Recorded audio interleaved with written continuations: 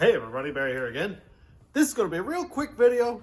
Chris Jones sent me his carburetor or carburetors and he wants them rebuilt. So absolutely happy to help. The car he's putting it on is a 1978 Caprice and the car is like mint. And it needs to run mint. Here's the carburetor. Here's the original one. It's a 2-jet. I thought they were called duo-jet. Anyway, and here's a brand new carburetor that he bought. And for whatever reason, he said it doesn't run right. So I'm going to take both these carburetors and make them one. He said this one here fits, and I think it ran, but like not well. This one, I don't know if I remember saying it fit or not, but it does look different. Let's turn it around. Just going to lay it down right here. Just at first glance, we have the carburetor inlet here and there. That makes sense. This one has some sort of maybe it's a float bowl vent. This one doesn't. So we do have a difference there already. The throttle and all that stuff looks very similar, but we'll dive into it a little more now. I'm just going to take all the parts from this one and compare the jet sizes and make sure everything's the same. Then I'll take those new gaskets and put over on this one. The reason I'm using used gaskets is because I looked on Keystone or through Carquest, couldn't find a carburetor kit for this thing at all. And so he said, go for it. Let's just use those parts. So I'm just going to bomb you on time lapse for a little bit and we'll go through it. If I find something funky, we'll check in.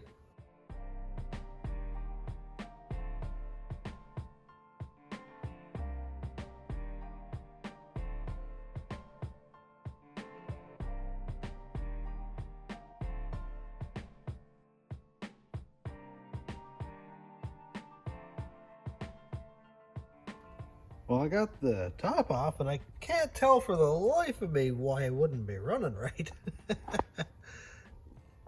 I bet some of that dirt's been in there since 1978. Truly an original car. Wow.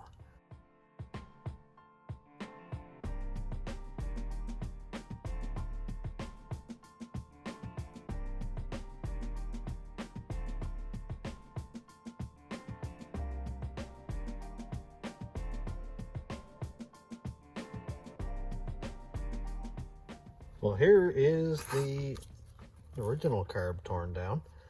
Quite dirty. This is all what came out of the carburetor. This cardboard was clean. Wow. Wow. Well, let's start on the new carb. Start pulling parts out. I'll do it side by side with the old one, compare everything, and then we'll decide which carburetor is better to use. I'm still leaning on the old carb. I may put the top on the new carb. We'll see, because everything in here should be obviously brand new. And it would be good to use the new choke and just get rid of this piece here. So I should be able to put the top on and reuse the float bowl. It will just be a new carb with that top. And I'll talk to Chris and see what he says about it. But that's not even a bad looking top. It's not corroded up in or anything. So we'll see.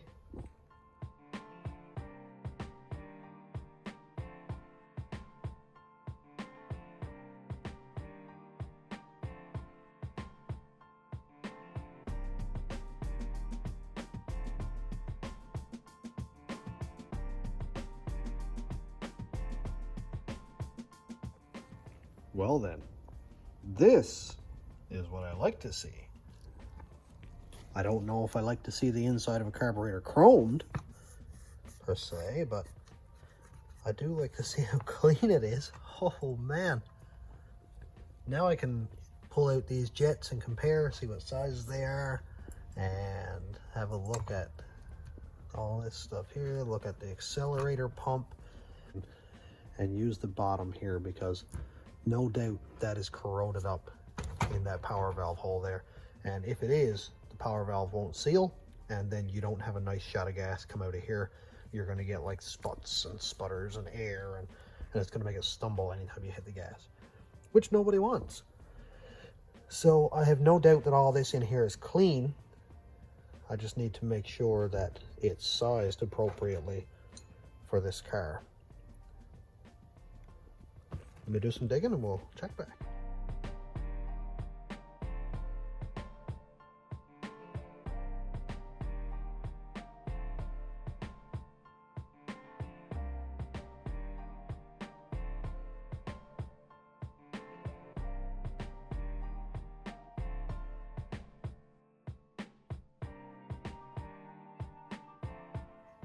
So I'm getting somewhere with it.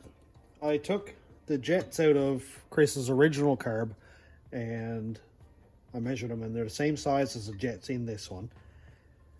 I tried to screw these in just because I was like, well, I'll use the originals and I'll clean them up and put them in. But the thread is actually different. On these new ones, the thread is much finer than this one, so I couldn't screw it in. So I just made sure those were the same size, cleaned them up, and put them back in. And I'm going to work my way up now to the top end. And I'm going to compare everything. I'll compare all the linkages out here to make sure that it's going to fit. If I have to, I'll use these linkages with, you know, I'll make one good carburetor out of it. And there's no reason it shouldn't work perfect.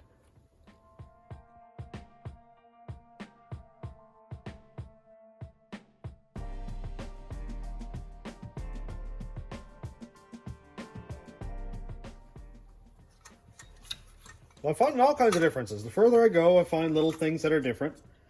And another one is right here. So this is the bottom actual throttle body. And you can see there's a vacuum port right here. You can see that on the new one, it isn't there.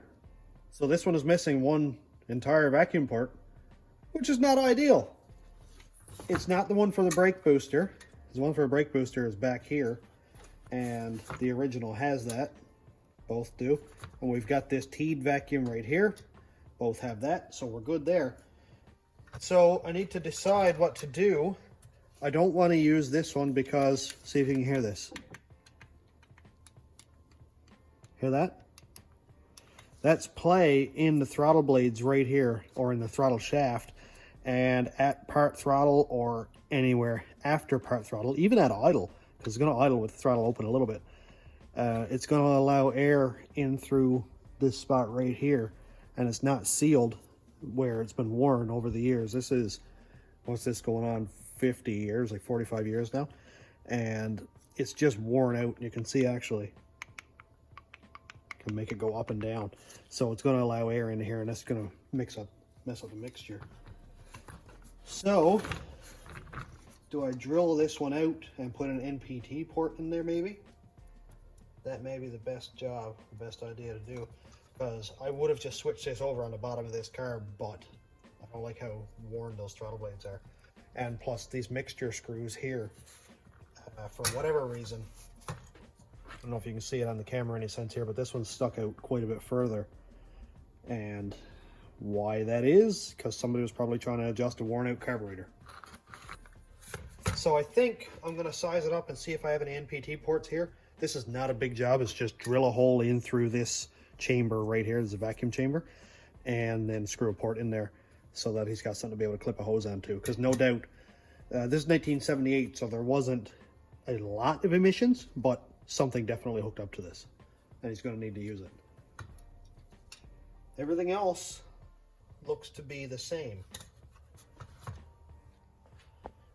Okay, got a plan. So here we have a barb port. This is just a regular brass 1/8 NPT with a 1/4 barb on the end. It'll work perfect. There's only vacuum, there's no pressure on it. And you can see that there's lots of room to screw this one in. Just got to drill it out. Drill holes in brand new carburetors. How cool is that?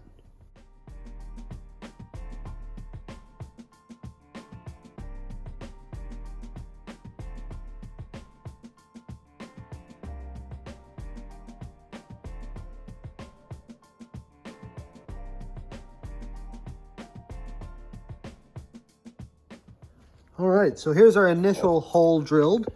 You can see the shiny part right here is where the hole protruded into the vacuum chamber here. So I just wanted to do a small hole first so that I didn't have this big gaping hole coming out into the vacuum chamber. There's no need of it. So now I can go and upsize the hole big enough for the 1/8 NPT.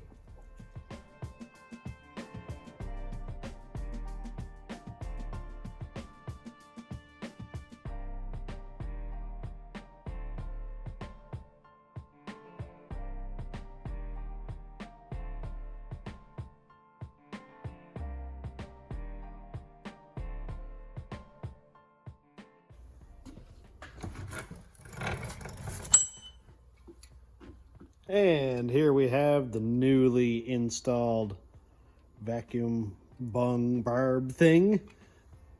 Looks awesome, and it's going to work absolutely great. One thing that I did check out on this was the idle air adjustment screws. This one was out 2 turns. This one was actually out 3 turns. So that's definitely not adjusted correct. I'm going to put them out to 2 turns because usually 2.5 turns. If you can get it vacuum tested when you get it running, that'd be a good idea. Have somebody grab a vacuum gauge and balance both sides of the carb. You should be able to get that dialed in, no problem. I was just looking back through our Facebook messages, and it's actually a 1977 Caprice, and he also said that he was having an issue with the butterflies binding. So right here, just the base itself works just fine, and the choke here works just fine. So as I go to put it together, I'll check it out and see what's going on there.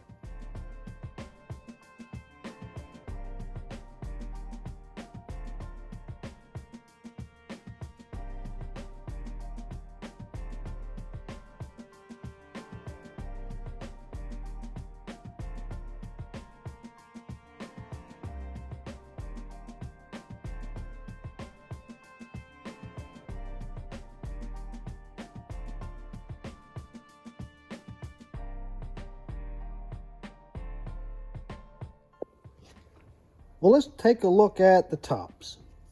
Not a lot of differences, to be honest. Obviously, power valves. Obviously, everything in here is new. There's no play in the accelerator pump shaft. No play in this one either, so that's fine.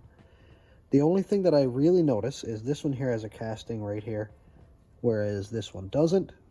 Not a big deal. Choke shaft is very loose. Choke shaft has a little bit of play, but minuscule. I'm sure they leave a little bit of room for when things heat up and expand and contract. It's got to have room or it'll bind. The only thing that I really noticed is right here. This one has a shield that sits right there. And the float sits like this. So why that is, I'm not quite sure. Gas is in through here, the main fuel comes up through here, so I'm not actually sure why that shield would be there, but it will fit right there in this new carburetor. And I was going to use the top,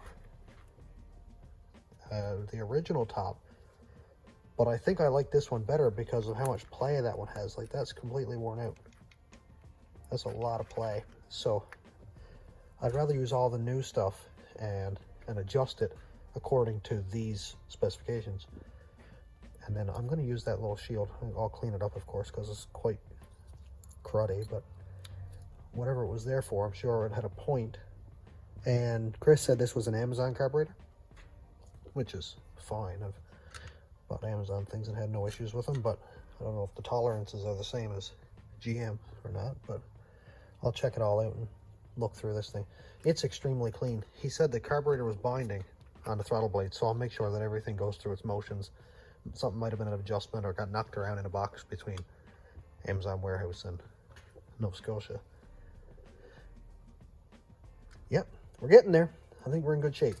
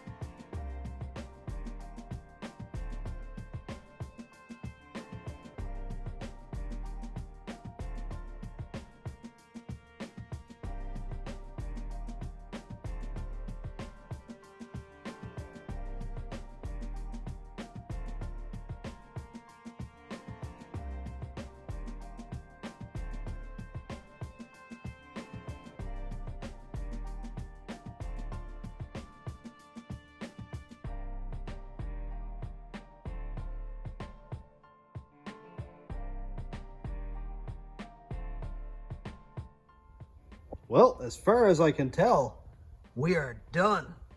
That looks like a brand new carb. I'm not very good at jokes. Needs to be adjusted. Doesn't need to be cleaned because this thing is immaculate inside. It needs to be adjusted. It needs the idle adjusted, and it will need the idle air screws back here, of course, adjusted. I got them both set evenly now so that at least both banks will be getting the correct amount of fuel. So that's a big start. I made sure all the linkages here work well and don't bind. Everything is nice and free. The choke linkage on the other side works flawlessly. And it's going to need the choke adjusted over here too, because there's adjustment right here where you let off these 3 screws, just slack them, and you can rotate this, which actually puts a little bit of preload on the choke, or keeps the choke closed longer or richer or leaner, depending on how it is. So if there's too much choke, you can kind of back it off and it'll lean out the mixture a little bit. And it's not something that you can adjust without having the vehicle there to manually adjust it while it's running. So Chris, I suggest learning a lot about carburetors or bring it to a shop that's reputable with carbs and have them tune it up. It shouldn't take more than a couple hours anyway. But having the correct tools is another thing. But here we go. Chris has a carburetor, and I'm extremely happy that I could help. I'm excited about how that turned out, how there was one complete piece missing off of the new carburetor. It's pretty crazy. But I guess this is like a universal, like all 2-barrel carbs from 1955 to 1995, or you know, one of those year range thing where it just fits everything. If the throttle binds, there's a little bit of a difference right here between this one and the original one over here. It's not a lot of a difference, but you can kind of see that this one here is a little bit wider over here on the, I don't know if this is like cruise control or whatever it is. It's a little bit wider right here than it is on that one, and maybe a little bit longer, but I think it's just the way that I'm looking at it. It could be, you know, something like that. So it could be touching on the intake manifold right here, and it might need a spacer, or if this is unnecessary, you can have somebody lob that off right there, and doesn't matter, because I think it's like maybe the throttle cable here and transmission cable, like the kickdown cable up here, or vice versa. And you may end up not needing this at all. I'm not quite sure, but I don't know where it's hitting, so I can't do anything about it right now. For all intents and purposes, we are done. I'm going to put this one back together so that it's all one piece and make sure everything is there. I'm not going to throw anything away on you. And put it back in the mail. And as long as it doesn't end up in the abyss of lost packages that is Dieppe, New Brunswick, you should have it in a week or so. So the OG carburetor is back together, ready to go in the box. And I'm all done for today. So thanks for checking out this random upload of carburation. And I can't say I'm out of my comfort zone, because anybody who knows me from, well, back in the day, I started the Rat Rod with a carburetor. It had a quadrajet on it. And then I ran to a Holly 670, and it all went actually downhill from there, and I went fuel injected. So it's kind of cool to be back at this stuff. I never picked at a 2-barrel before, so it's neat to get my, I was gonna say get my hands dirty at it, but you know what I mean. So thanks for checking out the channel. Thanks my YouTube members, patrons, and subscribers. If you want to check out my Patreon, it's patreon.com/stationroadratrods. YouTube members link is down here. And thanks so much to Chris for all the support and the love that you've shown me since you came on, which was very early in my YouTube video making career. And thanks again. Have a great day, everybody.